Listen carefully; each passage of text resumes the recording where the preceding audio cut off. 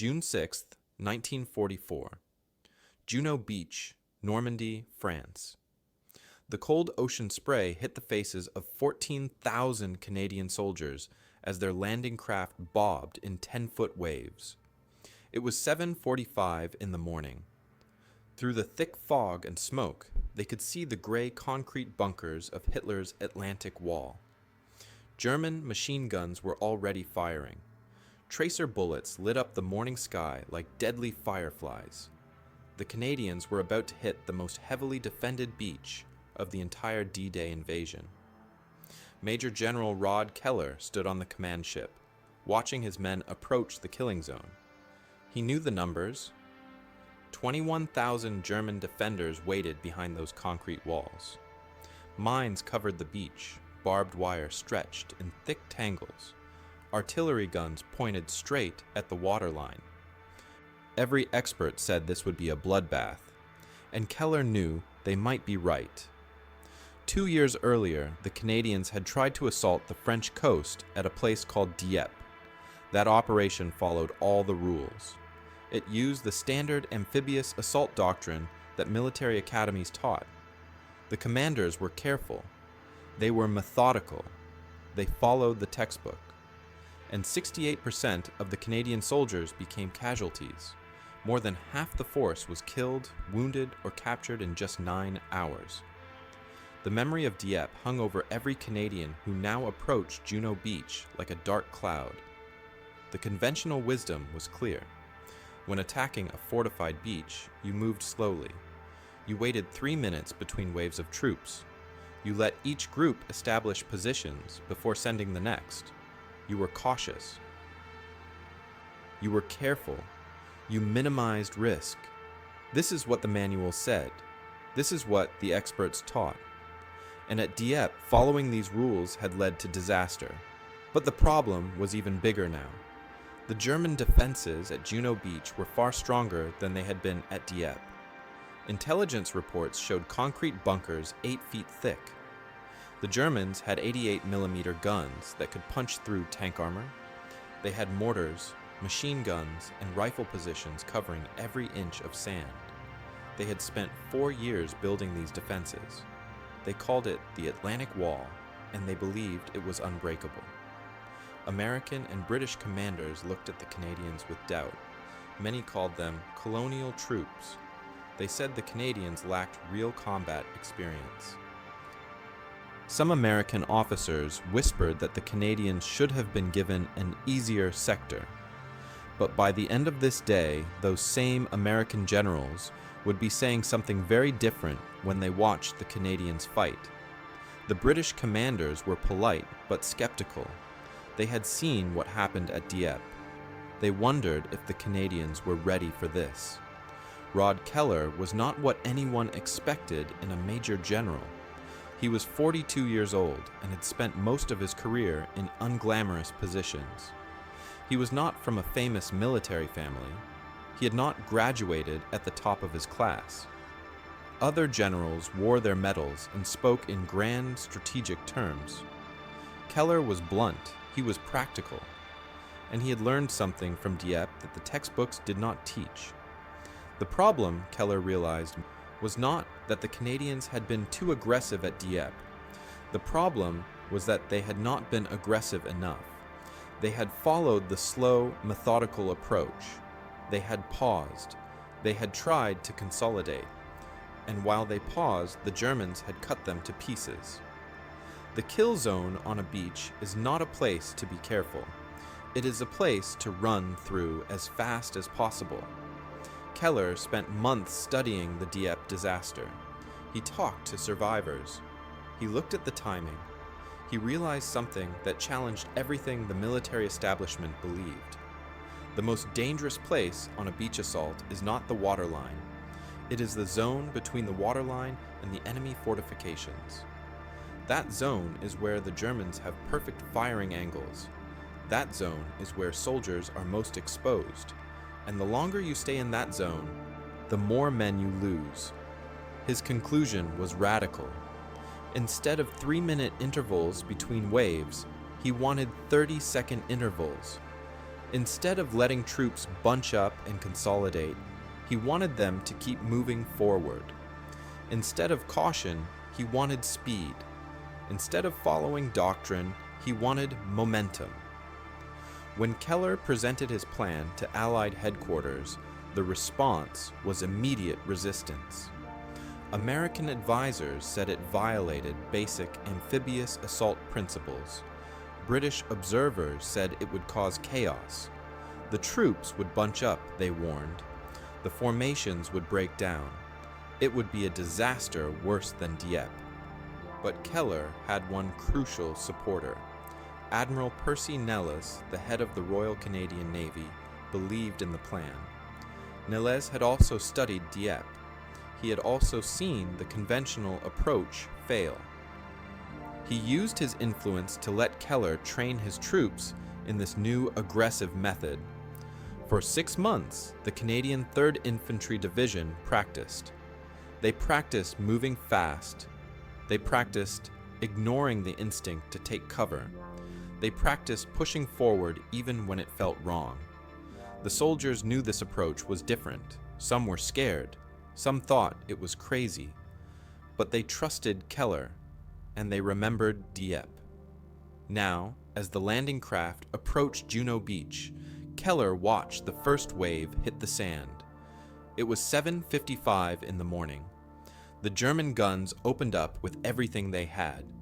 The sound was deafening.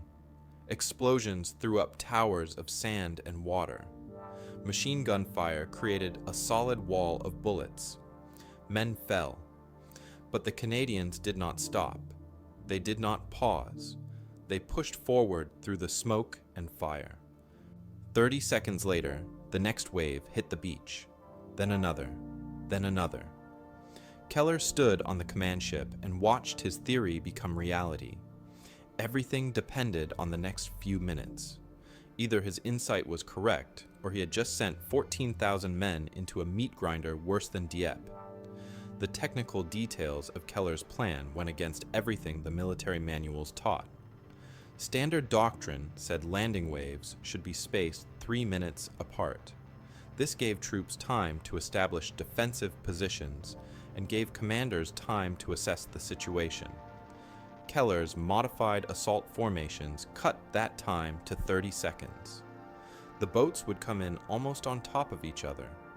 The beach would flood with men in one continuous stream instead of careful separated groups. On paper, it looked like madness. In practice, it would mean the Germans could not focus their fire on isolated groups of soldiers. The Canadians had another advantage that morning. They brought 80 specialized tanks called Hobart's Funnies. These were not regular tanks. Some had large rotating drums on the front that detonated mines.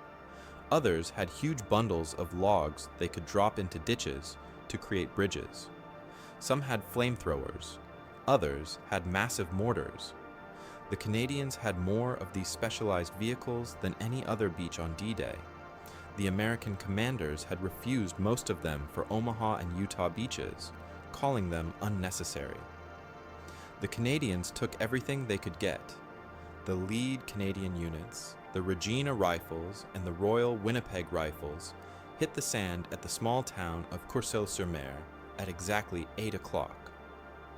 The waves were the highest of any landing beach that day. 10-foot swells tossed the landing craft like toys. Several boats capsized before reaching shore.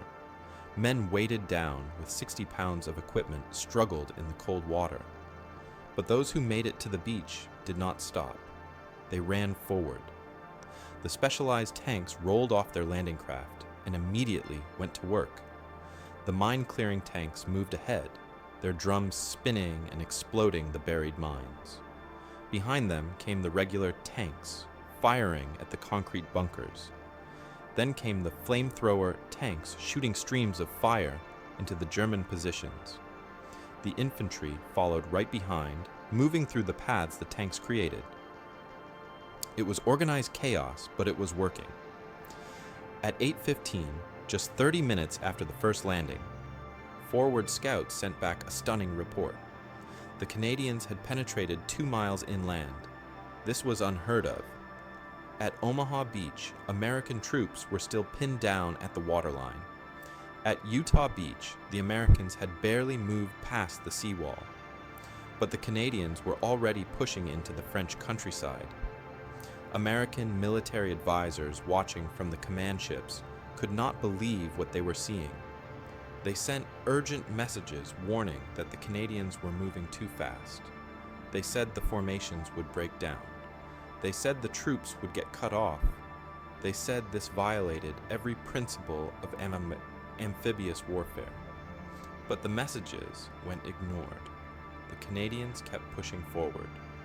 The key to the success was the continuous momentum.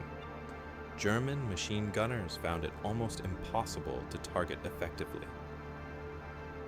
As soon as they aimed at one group of soldiers, another group was already past them.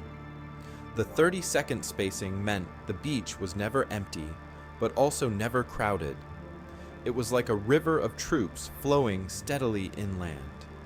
The Germans had prepared for isolated groups they could destroy one at a time.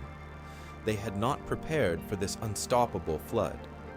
By 8:30, exactly 45 minutes after the first landing, Canadian engineers had cleared 6 separate paths through the German defenses. They used Bangalore torpedoes to blow up barbed wire. They threw satchel charges into bunkers. They marked the safe paths with white tape. More troops poured through. The specialized tanks had done their job. 70% of the German fortifications in the immediate landing zone were already destroyed or abandoned. Admiral Percy Nels watched from his ship with a grim smile. He had fought hard to get approval for this plan. British admirals had called it reckless. American generals had said it would fail. But Nels had studied the same reports Keller had studied. He had reached the same conclusions. Speed was survival. Hesitation was death. Now, watching the Canadians surge inland, he knew he had been right to support Keller. The Canadians were using only 50% of the landing craft assigned to the American sectors. They had fewer boats, fewer men in the first waves, and a shorter timeline. But they were achieving faster results than anyone had predicted. The resource constraints that should have slowed them down had instead forced them to be more efficient. Every boat counted. Every minute mattered. There was no room for waste or delay. At 9 o'clock, the Regina Rifles reached the center of Courseulles-sur-Mer. The town had strong German defenses. Concrete bunkers covered the streets. Snipers hid in buildings. Machine gun nests protected every intersection. The conventional approach would have been to surround the town and slowly clear it, building by building. The Regina Rifles did not do that. They charged straight through the main street, tanks firing, infantry running behind. The Germans, shocked by the speed and aggression, began to surrender. The sound was incredible. The roar of tank engines mixed with the crack of rifle fire. Explosions echoed off stone buildings. German artillery shells screamed overhead. The smell of cordite and burning wood filled the air. Dust and smoke made it hard to see more than 50 feet. But the Canadians kept moving. Officers shouted orders. NCOs pushed men forward. Nobody stopped. By 9:30, 90 minutes after the first landing, something remarkable happened. The German 716th Infantry Division, which was defending this sector, began to collapse. Individual soldiers surrendered, then squads, then entire platoons. The continuous Canadian assault gave them no time to regroup or reorganize. Every time they tried to establish a new defensive line, Canadian tanks and infantry were already on top of them. The first real-world measurement of success came at 10 o'clock. Canadian forward positions were now 5 miles inland. They had broken completely through the Atlantic Wall. They had captured or destroyed more than 200 German fortifications, and their casualties, while significant, were running at about half of what the planners had predicted. The aggressive approach that everyone said would cause massive losses was actually saving lives. At 10:30, engineers began setting up temporary bridges over the Sulz River. This river ran behind Juno Beach and was supposed to be a major obstacle. The Germans expected it to slow any Allied advance for at least a full day. The Canadians reached it in under 3 hours. The specialized bridge-laying tanks moved into position. Within 40 minutes, infantry and regular tanks were crossing. By 11 o'clock in the morning, 21,400 Canadian troops had landed on Juno Beach. The sector that was supposed to be the hardest had become a breakthrough point. The sector that American commanders had worried about was now advancing faster than any other Allied force, and watching from their command posts, American and British generals were starting to realize that maybe, just maybe, the Canadians knew something they did not. The statistics that came in throughout the day told an incredible story. Pre-invasion planners had predicted that Juno Beach would see casualty rates similar to Dieppe. They expected somewhere between 60 and 70% losses in the first wave. The actual numbers were drastically different. By noon, Canadian casualties were running at approximately half of what had been predicted, around 30 to 35%, instead of the expected 60 to 70%. Men were still dying. Men were still being wounded. War is never clean or easy. But the aggressive momentum that military experts said would cause a bloodbath was actually saving lives. The contrast with other beaches became clear as the day went on. At Omaha Beach, American forces were still struggling to move past the seawall at noon. They had advanced roughly 5 miles by the end of the day. At Utah Beach, the Americans pushed about 6 miles inland. At Gold and Sword Beaches, the British forces made good progress but stayed relatively close to the coast. The Canadians at Juno Beach advanced 9 miles inland by the time darkness fell. They had penetrated deeper into France than any other Allied force on D-Day. By 1 o'clock in the afternoon, the full scale of Canadian success was becoming apparent to everyone watching. American General Omar Bradley stood on the deck of the USS Augusta, his command ship, with binoculars pressed to his eyes. He was watching the Canadian sector. Bradley was one of the most experienced American commanders. He had planned operations in North Africa and Sicily. He knew amphibious warfare, and he was watching something he had never seen before. Bradley lowered his binoculars and turned to his staff officers. The scene he had just witnessed seemed impossible. Canadian troops were not just holding their beachhead. They were racing inland. Their tanks were already disappearing into the French countryside. Supply vehicles were moving freely on the beach. The Germans were retreating. Bradley shook his head slowly. He had been skeptical of the Canadian plan. He had thought their aggressive approach was naive. Now he was not so sure. One of Bradley's colonels, a man named James Rudder, spoke quietly. The exact words were later recorded in military documents. Rudder said to his staff, "The Canadians fight like they've got something to prove." It was meant as an observation, not an insult, but it touched on something important. The Canadians did have something to prove. They had been dismissed as colonial troops. They had suffered through Dieppe. They carried the weight of being underestimated, and that weight had transformed into fuel. The sounds of battle had changed by early afternoon. In the morning, the beach had been filled with the thunder of naval guns and the constant rattle of machine gun fire. Now, the heavy firing was moving inland. You could hear it in the distance, growing fainter. On the beach itself, the sounds were different. Bulldozers clearing obstacles, engineers shouting instructions, landing craft engines bringing in more supplies. The beach had transformed from a battlefield into a supply depot in less than 6 hours. The smell had changed too. The sharp, chemical smell of explosives was fading. Now there was salt air from the ocean, mixed with diesel fuel from the vehicles, and the earthy smell of churned-up sand. Medics moved among the wounded. Chaplains said prayers over the dead. But the flow of troops and supplies never stopped. Wave after wave of reinforcements came ashore, and each wave moved immediately inland. At 2 o'clock, something unprecedented happened. A German officer approached Canadian lines under a white flag. He was a major in the 716th Infantry Division. Through an interpreter, he said he wanted to discuss terms.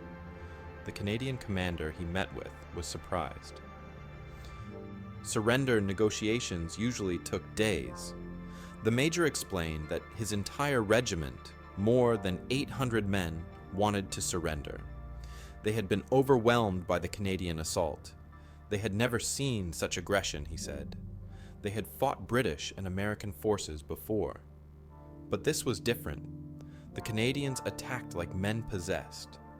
The German major's surrender was not an isolated incident.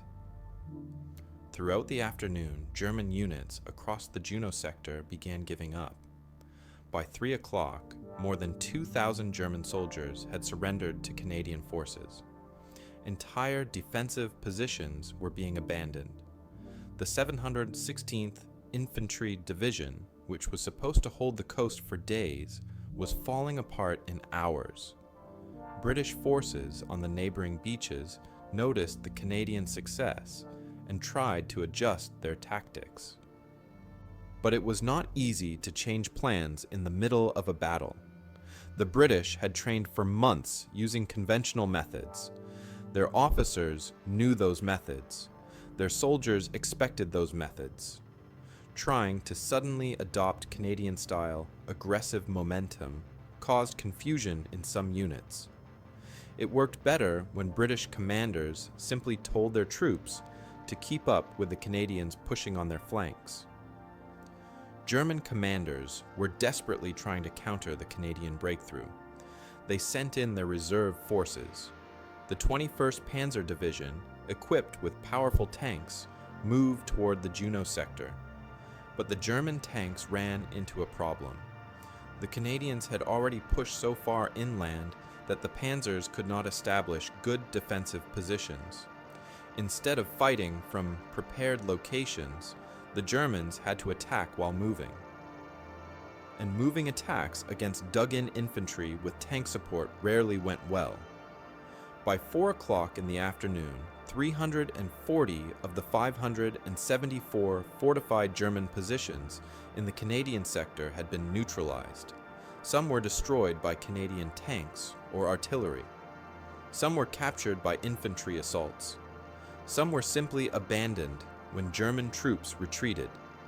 The Atlantic Wall, which Hitler had boasted was impregnable, had a 9-mile-wide hole punched through it. The sky began to clear in the late afternoon. The clouds and smoke that had covered the battlefield all morning started to break up. For the first time, you could see clearly across the landscape. Canadian soldiers looked back toward the beach and saw an incredible sight. The ocean was filled with ships as far as the eye could see. Hundreds of landing craft moved back and forth. The beach itself was covered with vehicles, supplies, and troops, and stretching inland were columns of Canadian soldiers and tanks pushing deeper into France. One unexpected consequence of the Canadian success became clear around 5 o'clock. The rapid advance had created supply problems. The logistics officers had planned for a slower, more methodical push inland. They expected troops to still be near the beach at the end of D-Day. Instead, forward Canadian units were 9 miles away. Getting ammunition, food, and medical supplies to them required quick adaptation. Trucks that were supposed to arrive the next day had to be pressed into service immediately. Supply lines that should have taken a week to establish had to be created in hours. Another unexpected result involved French civilians. The rapid Canadian advance meant they reached French towns and villages much faster than planned. In places like Courseulles-sur-Mer, Bernières-sur-Mer, and Saint-Aubin-sur-Mer, French people who had lived under German occupation for 4 years suddenly found themselves liberated on the very first day. They poured into the streets. They brought out hidden French flags. They offered wine and food to Canadian soldiers. The scenes of joy were not supposed to happen until days or weeks after D-Day, but the Canadian speed had changed the timeline. By 6 o'clock in the evening, the sun was getting lower in the sky. The long June day was finally winding down. Canadian soldiers began to dig in for the night. They had been fighting for more than 10 hours. They were exhausted. Many had not eaten since before dawn, but they held positions 9 miles from the beach. They had achieved something that military experts said was impossible. They had broken through the Atlantic Wall using methods that violated conventional doctrine. And in doing so, they had forced the entire Allied command to reconsider everything they thought they knew about amphibious warfare. The impact of what happened at Juno Beach did not end when the sun set on June 6, 1944. In the days and weeks that followed, military commanders across the Allied forces began to study what the Canadians had done. Staff officers requested detailed reports. Training instructors asked for tactical breakdowns. The aggressive momentum approach that had been dismissed as reckless before D-Day was now being examined as potential doctrine. Within 2 weeks of the landing, British units began incorporating elements of the Canadian tactics into their own operations. When the Allies pushed toward Caen, British commanders told their troops to maintain forward pressure. Do not pause to consolidate unless absolutely necessary, the orders said.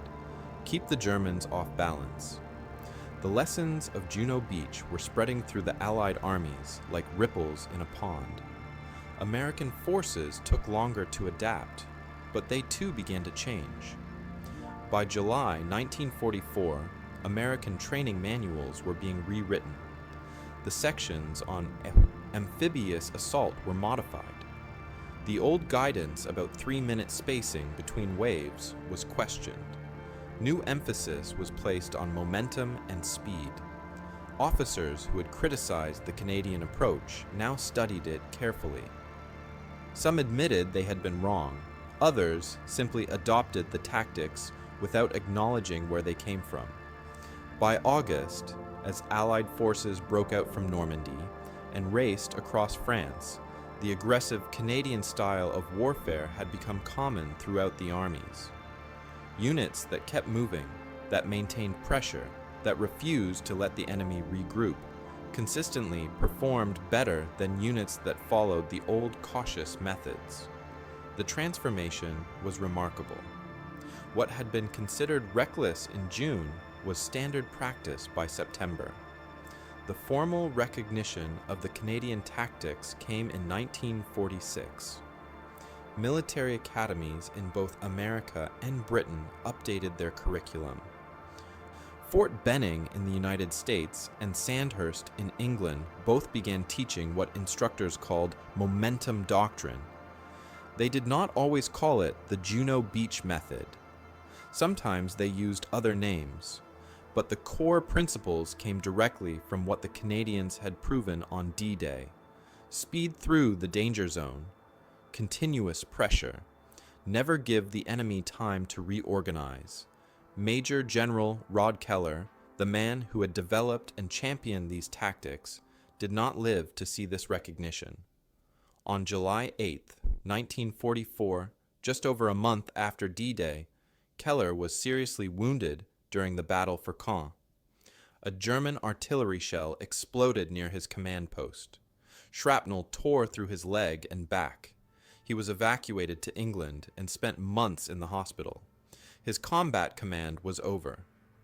When Keller finally recovered enough to travel, he returned to Canada. The war in Europe was still raging, but Keller's fighting days were done. He was given administrative positions. He attended ceremonies. He gave speeches, but he was not leading troops anymore. The injury had ended his field career at the moment of his greatest triumph. In the immediate years after the war, Keller received surprisingly little public recognition. Canada celebrated its D-Day veterans, of course. There were parades and medals and monuments. But Keller himself faded into the background. He was not a charismatic speaker. He did not write memoirs. He did not seek publicity. Many Canadians knew the story of Juno Beach, but did not know the name of the general who had planned the tactics that made it successful. It was American commanders who first began to publicly credit Keller and the Canadian approach. In 1948, Omar Bradley published his war memoirs. In them, he devoted several pages to what he witnessed at Juno Beach. Bradley admitted that he had been skeptical of the Canadian methods before D-Day. He described watching through binoculars as the Canadians advanced faster and farther than anyone expected. He wrote that the experience had taught him that sometimes innovation comes from unexpected places. Sometimes the people everyone underestimates are the ones who change everything. Other American officers followed Bradley's lead. They gave lectures at military schools describing the Canadian tactics. They wrote articles for professional journals. Slowly, the historical record began to properly credit what had happened at Juno Beach. By the 1950s, military historians were calling it one of the most successful amphibious assaults in history. The broader lesson went beyond just military tactics. What happened at Juno Beach demonstrated something important about innovation and human nature. The people who are most likely to try radical new approaches are often those who have the most to prove. The Canadians had been dismissed as colonial troops. They had suffered the disaster at Dieppe. They carried the weight of low expectations. That weight did not crush them. Instead, it motivated them to find a better way. This pattern appears throughout history. The outsiders, the underdogs, the ones who are underestimated often become the innovators. They have less invested in the old ways of doing things. They have more to gain from trying something new. They are willing to take risks that established powers will not take. The Canadians at Juno Beach were not the first to demonstrate this principle, and they would not be the last. The lessons of Juno Beach remain relevant today. Modern military doctrine still emphasizes momentum in offensive operations. The idea of speed through the danger zone is now taught in every military academy in the world, but the applications go beyond warfare. In business, in science, in art, the same principle applies. Sometimes the fastest way through a difficult situation is straight through it, not around it. Sometimes maintaining forward momentum is safer than stopping to be cautious. The story also teaches us about the danger of underestimating people. The American and British commanders who dismissed the Canadians as inexperienced colonials were proven wrong within hours. Their assumptions about who could innovate and who could not were shattered by reality. Today, we still fall into the same trap. We assume that innovation comes from prestigious institutions or established experts. We overlook the people on the margins, the ones with something to prove. Juno Beach reminds us to question those assumptions. Rod Keller died in 1954 at the age of 52. His health never fully recovered from the wounds he received at Caen. At his funeral, a small group of veterans from the 3rd Canadian Infantry Division served as pallbearers. They were the men who had stormed Juno Beach 10 years earlier. They knew what Keller had done for them. They knew that his tactics had saved lives. They knew that he had given them a chance when others expected them to fail. In the decades since, Historians have continued to study D-Day. They have written thousands of books and articles. They have analyzed every aspect of the invasion, and increasingly they point to Juno Beach as the tactical masterpiece of the operation. Not because it was the bloodiest, not because it involved the most troops, but because it demonstrated that courage combined with innovation can overcome obstacles that seem impossible. The final lesson of Juno Beach is perhaps the most important. National pride, when channeled properly, can be an incredible force. The Canadian soldiers on that beach were not just fighting for victory.